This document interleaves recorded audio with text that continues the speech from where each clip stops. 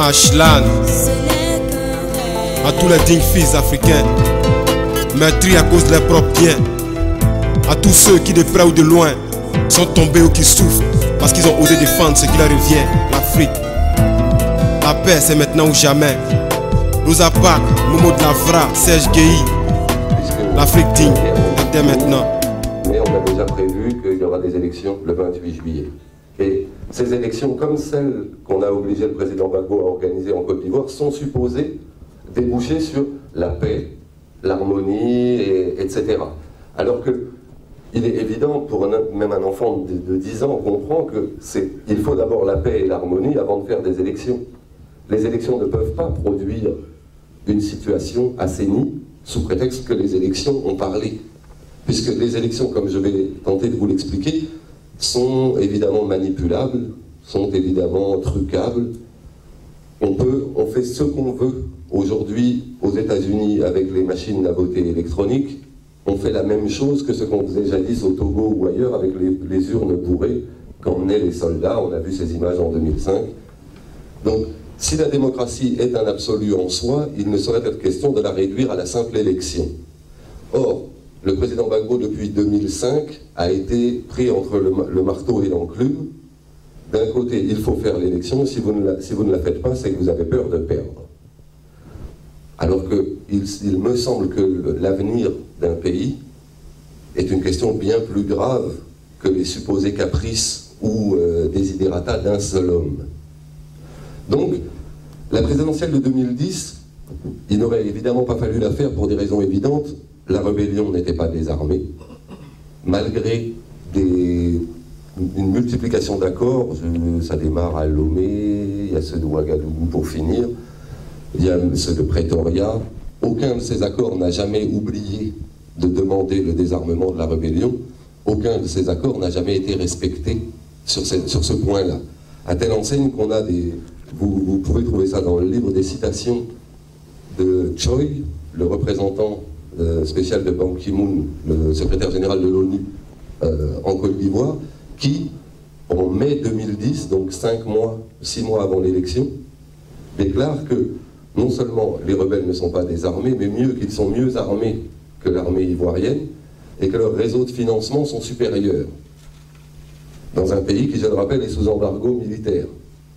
Il faudra donc qu'on nous dise comment, un jour, les rebelles ont été armés et par qui. Je pense qu'ici, vous avez tous une idée, moi aussi, on sait que le Burkina Faso a servi de base arrière, que la France a joué un rôle majeur dans tout ça. L'ONU n'a pas seulement couvert par ses défaillances et permis le putsch qui a suivi, elle a aussi servi, le Canard enchaîné, journal français bien connu, satirique, a révélé que il avait des personnalités proches de Ouattara, c'est comme ça qu'on dit poliment pour n'incriminer personne, ont, dans les 2 dernières années qui ont précédé l'élection, fait sortir plusieurs tonnes d'or du nord du pays, faisant fi de toutes les frontières et de toutes les taxes, etc., dans des camions de l'ONU. Ça, c'est le Canard enchaîné qui le dit, c'est pas moi. Je peux aussi me demander pourquoi le Canard enchaîné l'a dit quand tout était fini. Pourquoi ils n'ont pas dit ça quelque temps avant l'élection? Parce que peut-être avaient-ils peur, eux aussi, que ça ne repousse une énième fois cette élection qui n'était pas souhaitable. Répétons-le. Le pays, bien sûr, n'est pas unifié puisque la rébellion n'est pas désarmée. L'intégralité du territoire n'est pas sous l'autorité de l'administration centrale ivoirienne. C'est donc dans des conditions scandaleuses qu'on organise un scrutin qui ne peut être que scandaleux dans son résultat. Parce que je ne vois pas comment même, avec toute l'honnêteté du monde, le président Gbagbo et les forces progressistes auraient pu gagner dans un tel contexte. On a eu ensuite, je pense que vous vous en rappelez, quand les avocats Vergès et Dumas sont revenus de Côte d'Ivoire, ils ont montré dans les médias occidentaux des registres de votants qui étaient complètement truqués, ou par exemple, j'ai souvenir qu'à Bouaké, il y a 2,5 fois plus de votants que d'inscrits. Et là, en termes de communication, si je puis dire, le travail a été fait. C'est passé à la télévision. Ça a été écrit dans un certain nombre de journaux. Mais le rouleau compresseur était déjà parti, si je puis dire. Et ce n'était plus que des détails. Je voudrais revenir, d'un point de vue plus organique, sur la commission électorale indépendante. Organe, si je ne m'abuse, qui est né des premiers accords de Lomé, et qui avait pour ambition, du point de vue de l'extérieur, de contrebalancer le pouvoir du Conseil constitutionnel. Sauf que la CEI, dans sa composition, chacun le sait, était entre 70 et 80% ouattariste, pour une raison simple, c'est que depuis 2003 et les accords de Marcoussis, et grâce à l'intervention de Pierre Mazeaud, président du Conseil constitutionnel français, grand ami de Chirac, ce qui n'est pas un gage d'honnêteté, et aujourd'hui impliqué dans tout ce qui arrive à Bernard Tapie, parce qu'on retrouve les mêmes gens à longueur de temps. Pierre Mazeaud a décidé au moment de la table ronde de Marcoussis qu'il n'y avait pas de rebelles autour de la table, mais des opposants. Si le président Gbagbo l'avait dit lui-même, on aurait pu en discuter, mais venant de l'extérieur, c'est une assertion scandaleuse, et de multiplier MPCI, tous ces petits partis, qui ensuite, dans la composition de la commission électorale indépendante, ont forcément été en plus grand nombre, puisque unitairement, ils étaient plus nombreux. Donc, cette CEI, je veux rappeler qu'en janvier 2010, soit 9 mois avant l'élection, elle a été dissoute. Elle a été dissoute par le président Gbagbo avec l'accord du Premier ministre Guillaume Soro, convaincu par les preuves apportées que le dénommé Robert Mambé-Beugre avait fait entrer 429 000 noms qui n'avaient pas à être sur les fichiers, sur les registres électoraux. 429 000, ça représente en gros 8%. Dans le livre, je disais qu'avec 8%, on peut gagner une élection. Si je ne m'abuse, le score fantaisiste qu'on nous a servi pour finir, 54-46, ça fait 8%. Donc, on a dissous la CEI à ce moment-là. Mambé-Beugre est aujourd'hui au zénith dans la politique ivoirienne, c'est-à-dire que être convaincu de fraude n'est pas disqualifiant dans un parcours d'homme politique ivoirien sous Ouattara. C'est très important à noter parce qu'il y a des pays où quelqu'un qu'on a convaincu d'une telle tricherie serait ostracisé, boycotté et à tout le moins interdit d'existence dans le domaine politique. Je voudrais revenir aussi un petit peu sur le rôle de l'ONU en vous lisant 2-3 petits extraits. C'est pas moi le téléphone. Alors évidemment je m'auto-cite, mais enfin, on n'est jamais mieux servi que par soi-même. Selon un rapport de l'ONU paru en octobre 2009, je cite le rapport, l'économie du nord du pays ressemble davantage à un système mis sur pied par des seigneurs de guerre qu'à une administration gouvernementale. Ça, c'est l'ONU en 2009, et ça n'empêche pas l'ONU de pousser à l'élection. Plus loin, sous le titre « Restauration de l'autorité de l'État et centralisation du trésor public », un rapport de l'ONU, le 24e, établi par son secrétaire général M. Ban Ki-moon à l'attention du Conseil de sécurité le 20 mai 2010, dit « Malgré le démantèlement de la zone de confiance qui a physiquement divisé le pays, empêché la libre circulation des personnes entre le Nord et le Sud, la Côte d'Ivoire reste un pays divisé. Les forces nouvelles, maintenant dans le Nord, une administration, une économie, un trésor, des services de sécurité et un système judiciaire parallèle. Aucun progrès n'a été accompli en ce qui concerne le redéploiement des agents de l'administration douanière dans le Nord et tous les postes frontières continuent d'y être tenus par les forces nouvelles. » Ça, c'est pas moi qui le dis, c'est une citation de l'ONU. Donc il y a une connaissance internationale indiscutable de la réalité de la situation. Je voudrais aussi... Voilà, c'est ça que je cherche. Il y a un rapport qui a été produit par Thabo Mbeki, l'ancien président sud-africain, relativement aux élections, et qui est paru fin décembre 2010, je crois. Voici ce qu'il dit. Monsieur Choi, donc représentant du secrétaire général de l'ONU, a indiqué que l'un des facteurs qui a compliqué l'organisation du scrutin est le fait que, contrairement aux dispositions légales contenues dans le 4e accord complémentaire de 2008, l'accord politique de Ouagadougou, les élections se sont tenues alors que le désarmement et l'intégration des forces nouvelles n'étaient pas effectifs. À quoi je pose comme question, de qui dépendait ce désarmement, si ce n'est de l'ONUCI et donc de M. Choi. Il y a encore plus grave que ça. M. Choi dit avoir prévenu les parties en indiquant que si elles acceptaient, je vous fais remarquer le pluriel, si elles acceptaient d'aller aux élections sans la mise en œuvre de ces dispositions, alors elles, au pluriel, ne devraient pas formuler de requêtes liées à des allégations d'irrégularité du scrutin dans les zones concernées et sous le contrôle des forces nouvelles. Autrement dit, la situation ne permet pas une élection, nous vous forçons à y aller, et quand vous y serez, vous ne pourrez rien dire, puisqu'on vous a dit qu'on ne pouvait pas. C'est kafkaïen quand même, pour le moins. Et ça montre aussi, accessoirement, en quelle estime on tient les Africains, au-delà des Ivoiriens. C'est-à-dire, ce sont des gens à qui on peut faire ça, sans que ça ne dérange qui que ce soit. Parce que dans un pays européen, quoique, depuis la crise, il n'est pas interdit de penser que les pays européens deviennent des pays africains sur le plan économique, social et sur le plan de l'indépendance et de la souveraineté. Demandez aux Grecs ce que ça fait en ce moment. Je pense qu'on disait en riant dans le gris-gris que bientôt les Grecs pourraient intégrer l'Union africaine. Ils seraient quasiment à leur place, vu leur situation de fait.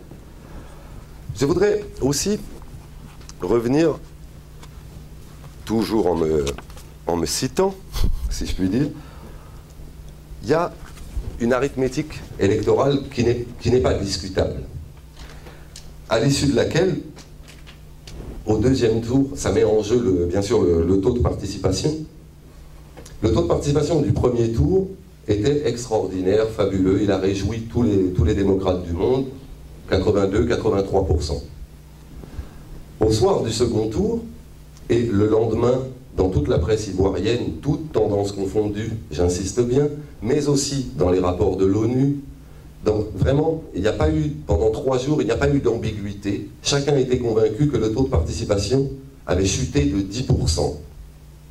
Or, je vous lirai ensuite un petit argumentaire issu du journal Le Nouveau Courrier de Théophile Kouamouo, qui démontre à loisir que, à partir du moment où il y a 10% de participation en moins, la victoire de Ouattara est mathématiquement impossible.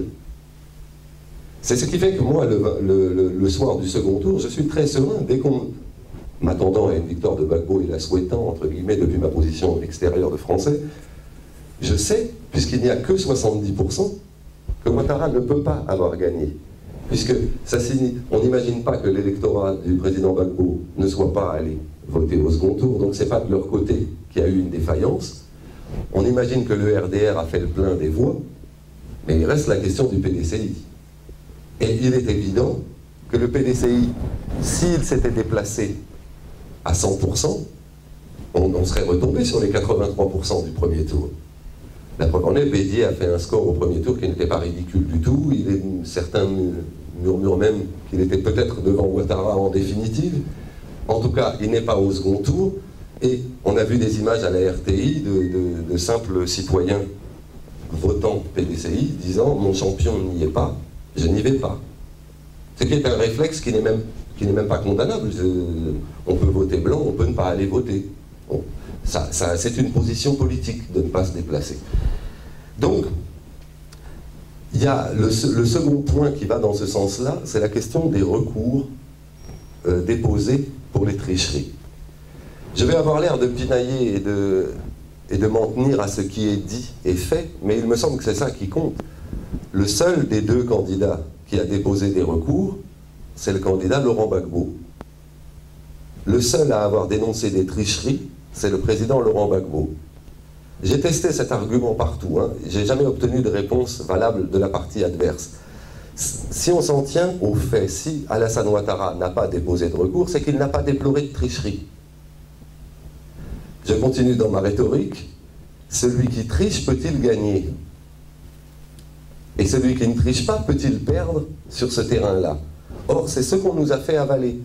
Parce que la réponse qu'on me fait en France lorsque je développe cet argument, c'est de me dire « Oui, mais vous savez bien, là-bas, sous-entendu chez les sauvages, tout est possible. Et puis, vous les connaissez, c'est pas parce que Ouattara n'a pas déposé le recours qu'il n'a pas subi des tricheries. » À quoi je réponds que si on a subi des tricheries, on dépose un recours. Il n'y en a pas eu. Donc, le plus logiquement du monde, le seul qui a subi des tricheries, c'est Laurent Gbagbo. Ce qui m'amène à la deuxième interrogation morale, peut-on faire gagner quelqu'un qui a triché? M. Choi, le représentant de l'ONU, a répondu. Pour lui, les tricheries étaient dans des proportions assez faibles et elles ne remettaient pas en question la victoire de Ouattara. C'est-à-dire que pour l'ONU, en Afrique de l'Ouest, la morale et la logique comptent moins que les choix faits par l'ONU. Ça aura été au moins révélé, je pourrais dire paraphrasant le président Gbagbo, les masques sont tombés. On a vu très exactement qui faisait quoi, qui soutenait qui. Je voudrais aussi vous parler d'un petit événement qui semble trivial, mais qui, vu de France, était énorme. La France est le pays où la diaspora ivoirienne est la plus importante. Et par là, la plus significative, la plus symbolique, celle dont on attend le score. Or, Mathilde ici en témoigne, à Paris, il a été quasi impossible pour les Ivoiriens pro-Gbagbo de s'enrôler. Et il y a eu beaucoup de complications faites pour empêcher les enrôlements et les inscriptions sur les listes électorales.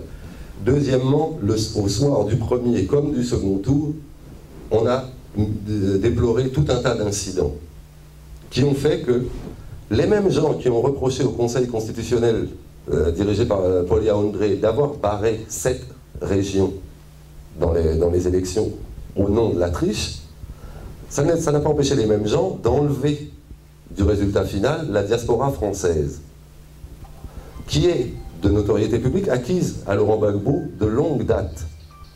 Ce qui a permis, dès le lendemain du second tour, d'annoncer internationalement que, sur la foi des votes aux États-Unis par exemple, que Alassane Ouattara sortait premier pour les diasporas.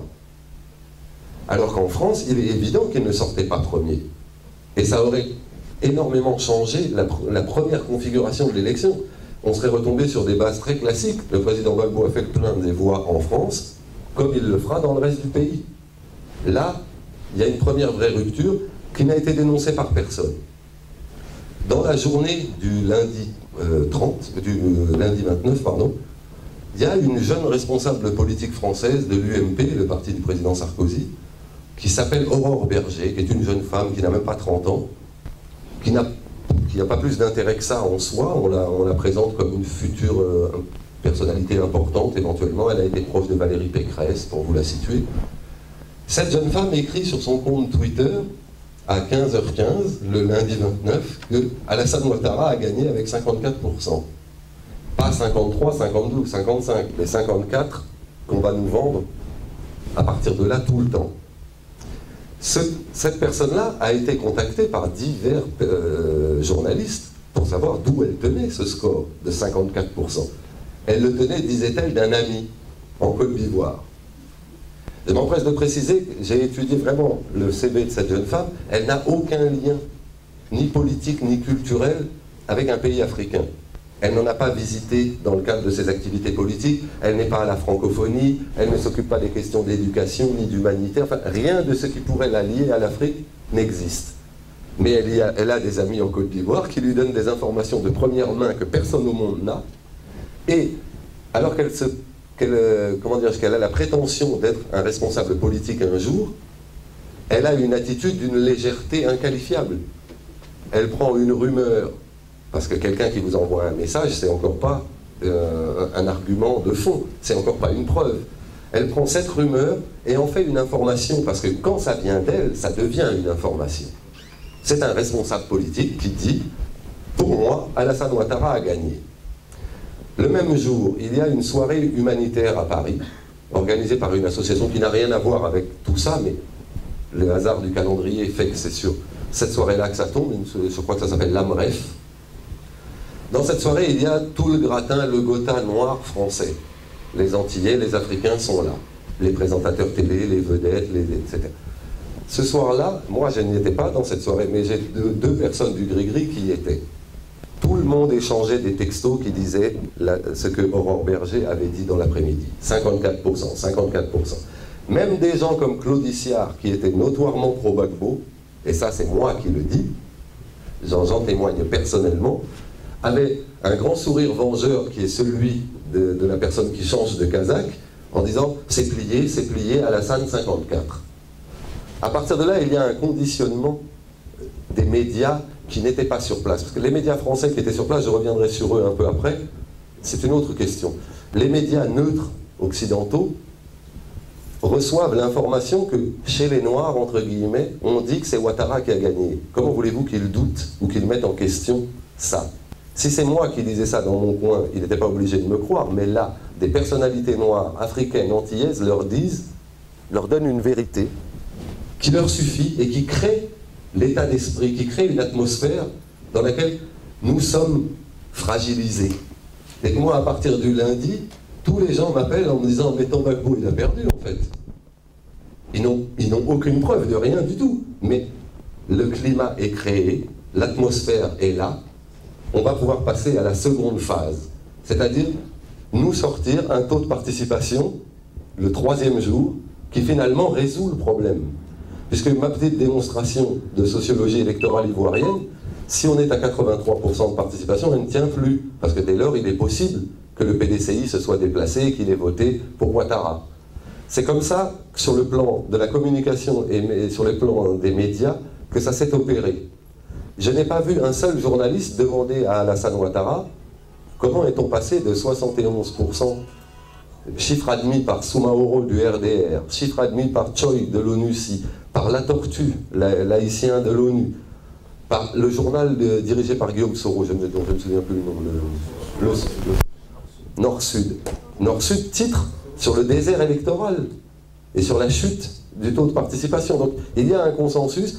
Néanmoins, Alassane Ouattara, dans toutes les interviews qu'il donnera à des médias français, dira sans sourciller 83%. Ali Koulibaly à Paris répétera partout 83%, et on n'en discute pas. Là, les journalistes ont failli. Ils n'ont pas fait leur métier, ils n'ont pas posé des questions qui s'imposaient. Parce que j'aurais bien aimé entendre les raisonnements et réponses d'un Ouattara sur cette question. Comment Soumaoro, secrétaire du RDR, dit le dimanche soir et le lundi 71%, et vous, 3 jours plus tard, vous dites 83%. C'est passé par profits et pertes. Je reviens un tout petit peu sur le, comment dirais-je, sur le putsch, sur le plan technique. Parce que là, je vous ai, entre guillemets, montré comment on a mis en place une atmosphère permettant l'hypothèse de la défaite de Gbagbo. Maintenant, on va voir comment on l'a organisé techniquement. La CEI doit organiquement donner des résultats validés sur la base du consensus.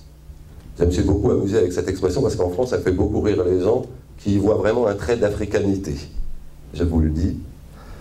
Il faut donc que tous les membres de la CEI soient d'accord sur les résultats donnés avant de les transmettre. C'est inscrit dans le marbre. Or, la CEI, le lundi, le mardi et le mercredi, qui est le 3e et dernier jour pour elle, pour donner des résultats, est incapable d'en donner. Il y a cet événement, je ne sais pas si vous l'avez vécu, mais en direct, mais vous pouvez encore le voir sur Internet, le 1er décembre au soir, à 23h55, Youssouf Bakayoko reçoit la presse nationale ivoirienne. Et j'insiste bien parce que la RTI, en haut de l'écran, à gauche, il y avait l'heure. On voyait, au fur et à mesure qu'il parlait, les minutes s'égrener. Et il disait, et les journalistes lui demandaient très sérieusement, bon, il reste 10 minutes avant que vous soyez fort clos, comment vous allez faire? Et la réponse de Bakayoko était, il n'est pas encore minuit. Mais lui, il riait comme vous. Il souriait en le disant, parce qu'il se rendait bien compte de la pitrerie qu'il était en train de faire. Et les journalistes ont pris le problème par tous les bouts. Ça, je peux en témoigner, il y a 8 minutes d'interview, ils n'y croyaient pas, ils ont reposé la question dans l'ordre, dans le désordre, en la reprenant en biais, et il a systématiquement répondu, il n'est pas encore minuit, laissez-nous travailler. Alors qu'à minuit, son travail prenait fin, au terme de la loi, puisque l'accord politique de Ouagadougou stipule bien, la CEI a 3 jours, au-delà de ces 3 jours, elle n'est plus habilitée à donner un résultat, et à cet instant-là, en dernier ressort, c'est au Conseil constitutionnel qui, de toute façon, est supérieur à la CEI dans son rôle de validation. Lui seul peut valider et proclamer un résultat. Donc, on passe ce 23h59 qui, rétrospectivement, n'est plus si drôle, mais qui, à l'époque, faisait quand même beaucoup rire les gens. Et je reviens sur 2-3 petits événements. Je ne sais pas si vous le saviez, mais l'ancien président français Sarkozy a écrit à Youssouf Bakayoko. Ça a été révélé quelques temps plus tard par l'ancien ministre des Affaires étrangères ivoirien, Alcide Djedje. Sur une radio française, Care News, il a dit que les gendarmes qui étaient devant la CEI l'ont prévenu. Ceci. Je ne vois pas Jean-Marc Simon s'excuser de n'avoir rien fait. Donc, cette lettre de Sarkozy, qui est un scandale là aussi énorme, il est inimaginable qu'un président s'ingère à ce point, non seulement dans la vie politique d'un autre pays, mais même dans le processus électoral de ce pays. Ça a été fait. Il y a une lettre d'Alassane Ouattara qui a été envoyée à Youssouf Bakayoko. C'est-à-dire que je ne sais pas ce qu'on peut vouloir dire à quelqu'un qui est en train de compiler des chiffres et de les classer. Qu'est-ce qu'on peut dire? À part faire pression. Il ne peut s'agir que de ça. On ne peut pas lui écrire pour parler de politique à cet instant-là. Pareil, dans les révélations qu'on doit au ministre Alcide Djedje, il rappelle que le président Ouad racontait partout que Sarkozy avait appelé Jonathan Goodluck, le président du Nigeria, plus de 11 fois en une journée, pour obtenir son soutien, des pressions, pour mettre en place tout ce qui allait suivre. Parce qu'eux savaient ce qui allait suivre, ils savaient ce qui allait se passer. Ce qui allait se passer, c'est très simple. Le 2 décembre, on réunit les journalistes de la presse occidentale, j'insiste bien, parce que les journalistes ivoiriens étaient présents le soir d'avant avec Youssouf Bakayoko et ils ont eu droit à la scène kafkaïenne. Les journalistes occidentaux sont conviés le lendemain officiellement à une conférence de presse de Guillaume Soro. Il est donc assez logique qu'ils y aillent. Sauf que, en lieu et place de Guillaume Soro, ils trouvent Youssouf Bakayoko. Ça peut paraître extraordinaire, mais le président de la commission électorale indépendante, Fort Close, donc qui n'a plus de valeur juridique, est dans le QG de campagne d'un des deux candidats. J'imagine en Angleterre que tout le monde accepterait très bien qu'on rende le verdict des élections au siège du Labour Party. Ça semblerait tout à fait naturel, j'imagine. Là, c'est ce qui s'est passé. L'ambassadeur de France, Jean-Marc Simon, et l'ambassadeur des États-Unis, Philippe Carter III, ont pris tout bêtement Bakayoko chacun par un bras, mais on dirait vraiment une scène de dessin animé, pour l'emmener et essayer de trouver un endroit où révéler ce score. Ils ont d'abord pensé aller à l'ONUCI, mais M. Choi n'en a pas voulu. Et jamais personne ne lui a demandé à lui pourquoi, puisqu'il était si convaincu de tout ce qui s'était passé, pourquoi parce qu'à la limite, l'ONUCI aurait été plus acceptable comme théâtre de la révélation du score que l'hôtel du Golfe. J'insistais tout à l'heure sur le fait qu'il y avait la presse occidentale. J'ai eu à parler avec des gens de France 24 qui ont encore aujourd'hui du mal à comprendre qu'on s'émeuve, qu'ils ne se soient pas émus de l'absence de la RTI. Ils étaient à l'hôtel du Golfe, ils écoutaient Youssouf Bakayoko qui donnait le score d'une élection présidentielle qui conditionnait les 5 prochaines années. Il ne leur a pas semblé illogique que la RTI ne soit pas là. Moi, ça dépasse mon entendement. S'il y a une chaîne de télévision qui doit être là au moment du rendu d'un score comme celui-là, ben comme dans mon pays, je veux dire, c'est France Télévisions qu'on va regarder pour savoir ça. Là, la RTI est aux abonnés absents. Il y a... Alors, on va arriver au... Je vais vous présenter une vidéo d'une scène que vous connaissez, la fameuse scène où Damana Picasse, membre de la majorité présidentielle et de la commission électorale indépendante, arrache des mains de M. Yacouba Bamba des scores électoraux que celui-ci s'apprête à donner. On va mettre en place la vidéo, je pense qu'elle est assez explicite, et vous verrez comment le storytelling, comme on appelle ça aujourd'hui, c'est-à-dire la manière de raconter ce qui s'est passé, change la vérité. C'est-à-dire, puisqu'il n'y a plus de vérité absolue, puisqu'on peut accepter des vérités relatives en permanence, le storytelling permet, tout comme ce dont je vous parlais tout à l'heure, la mise en atmosphère, la possibilité de la défaite, le faire passer dans le grand public, avec une image forte comme celle de Damana Picasse, si on ne prend pas ce qu'il y a avant, et si on ne prend pas ce qu'il y a après, effectivement, chacun peut penser que Damana Picasse empêche la démocratie de s'exprimer. Sauf que Yacouba Bamba, la veille, a déjà tenté la même chose, qu'il a été pris la main dans le sac, qu'il a été gourmandé vraiment par la commission électorale indépendante, qu'il a été question de l'en exclure à cet instant-là, qu'il a juré devant tous les saints de la terre qu'il ne recommencerait pas ce genre de pratique. Je rappelle que la CEI, en janvier 2010, a été dissoute. Et on continue, dans ce contexte-là, de faire croire que cette organisation peut apporter un résultat honnête. Alors, je vous laisse juge en regardant cette scène. Elle est en deux parties. La deuxième partie, vous l'avez peut-être vue, mais elle est beaucoup moins célèbre que la première. Ces résultats n'ont pas été consolidés, les commissaires de la CEI ne sont pas informés. Et du Sud Comoé, ils ne sont pas informés. La procédure, après avoir donc validé les résultats. Comment se prévaut de sortir de porte-parole? Vous pouvez me parler, moi? Il se prévaut de sortir de porte-parole pour donner des informations que la commission centrale n'a pas validées. Laisse. Non. Les résultats. Nous avons une procédure et un mode opératoire à la commission centrale qui n'a pas été respecté. C'est la même chose qui a été faite hier. C'est la même chose qui a été faite hier. Hier, on vous a donné des résultats de la diaspora qui n'ont pas été consolidés par la commission. Liés. Après, M. Bamba Yacouba, lié, est venu s'excuser par la suite en commission centrale. Il n'a pas le droit de continuer cette forfaiture. Après avoir le nom, s'il vous plaît. Je suis Topa Véi, membre de la commission centrale de la CEI.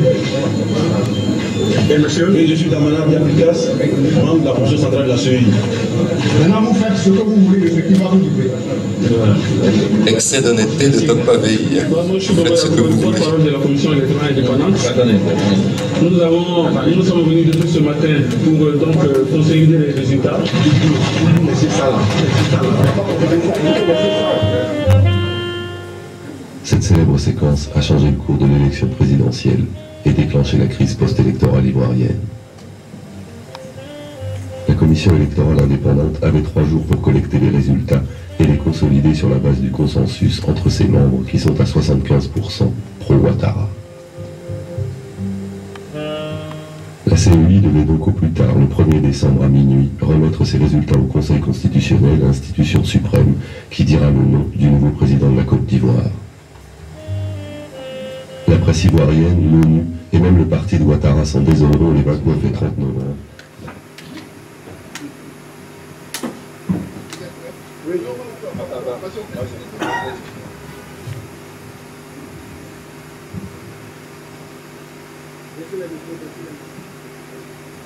Voilà, je suis Topa Véi Etienne.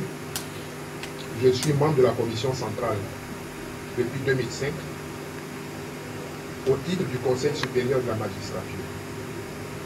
Actuellement, j'exerce les fonctions de directeur de cabinet du ministre de l'Intérieur. Mais mes fonctions à la commission centrale ne concernent nullement les fonctions du ministre de l'Intérieur. Tout à l'heure, il y a eu un incident, une interruption de proclamation des résultats. Parce que la procédure, le mode opératoire mis en place au niveau de la commission centrale n'a pas été observé par le porte-parole de la CEI. Hier déjà,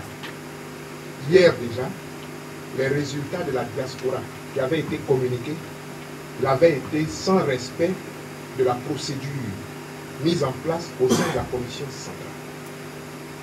Notre intervention consistait à rappeler au porte-parole de la CEI qu'il n'avait pas à outrepasser les procédures mises en place de manière consensuelle au sein de la commission centrale. Hier, nous l'avions interpellé en interne, il s'était excusé. Comme la chose se reproduisait aujourd'hui, nous avons estimé qu'on ne pouvait pas continuer.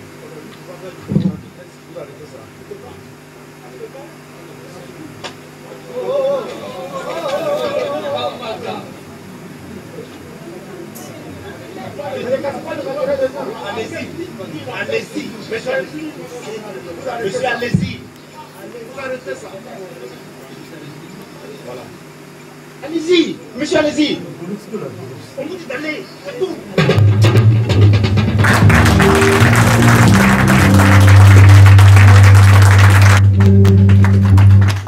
Alors, pour conclure, achève de démontrer pourquoi, sur le plan de la sociologie politique ivoirienne, le Ouattara ne pouvait pas gagner.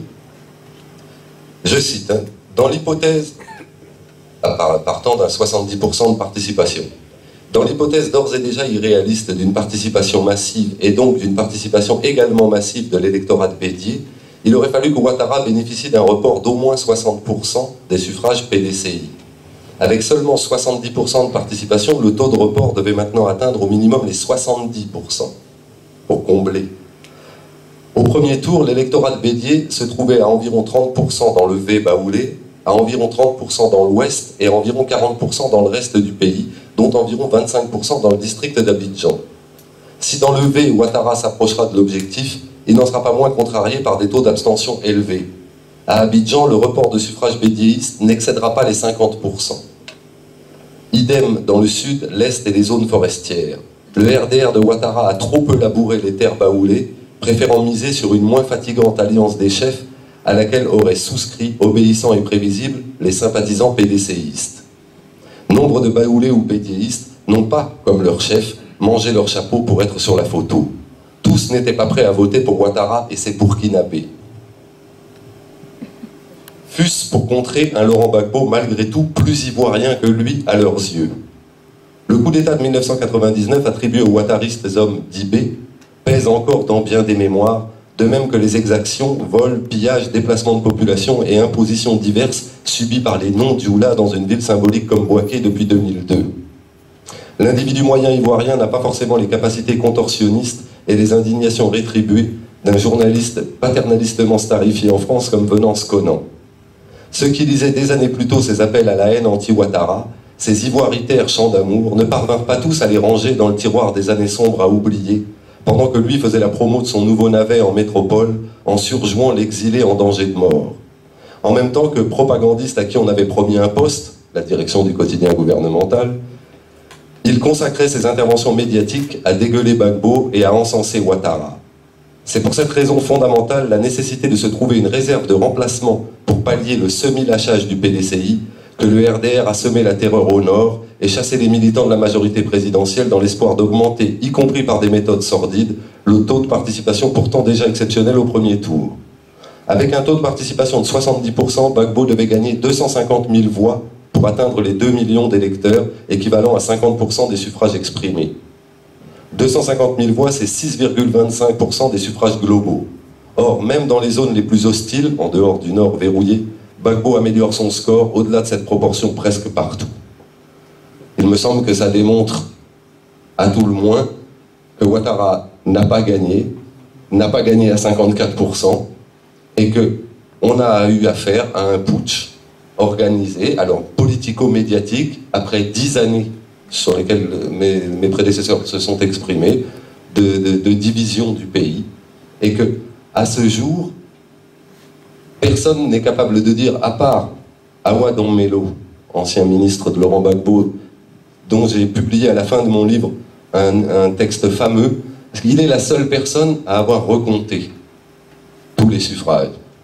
Parce que le président Gbagbo a proposé le recompte tout de suite, dès qu'il y a eu des discussions. Ce qui, normalement, aurait dû attester de son honnêteté dans cette affaire. M. Ban Ki-moon a déclaré que recompter les voix serait une injustice.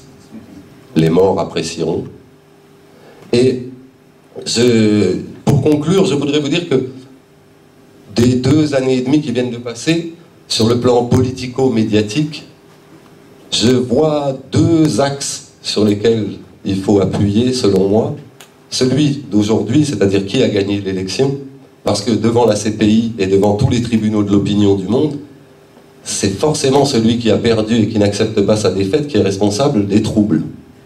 Donc il faut définir officiellement qui a gagné, et je pense qu'il serait bon de revenir aussi sur 2004, parce que une grande partie de la très mauvaise image de Laurent Gbagbo dans les médias occidentaux et dans les opinions publiques occidentales tient au fait qu'on le tient pour responsable de la mort des 9 soldats français. Or, on sait maintenant que l'histoire est beaucoup plus compliquée que ça. Maître Ballan, qui est un des avocats des familles de soldats français, est lui convaincu de l'innocence absolue de Laurent Gbagbo dans cette affaire. Il voit plutôt une espèce de barbouzerie de Dominique de Villepin, sans forcément avoir prévenu Chirac tout de suite, et ensuite le coup de force de Chirac détruisant la flotte ivoirienne. Si on arrive à démontrer officiellement qu'en 2004, Laurent Gbagbo n'est responsable de rien, les 6 années qui suivent changent complètement. Et 2010 change aussi.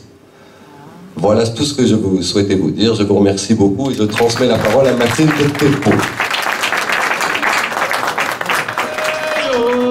Ça me fait mal, ça me fait pleurer. Mais l'amour coulé, yo.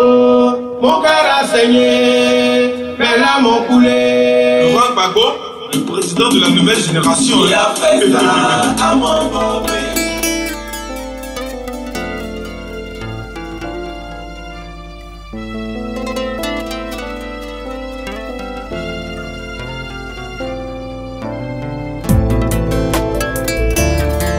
Ashlan,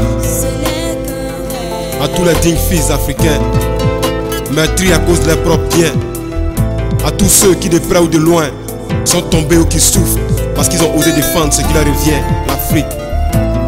La paix c'est maintenant ou jamais. Rosa Parks, Momo de Lavra, Serge Guéhi, l'Afrique digne est dès maintenant. J'ai fait un très grand rêve qui me plaît. L'Afrique sera unie. J'ai fait un très grand rêve et j'espère qu'on terrassera nos ennemis pour toujours. Car mon peuple en a tellement souffert. J'ai fait un très grand rêve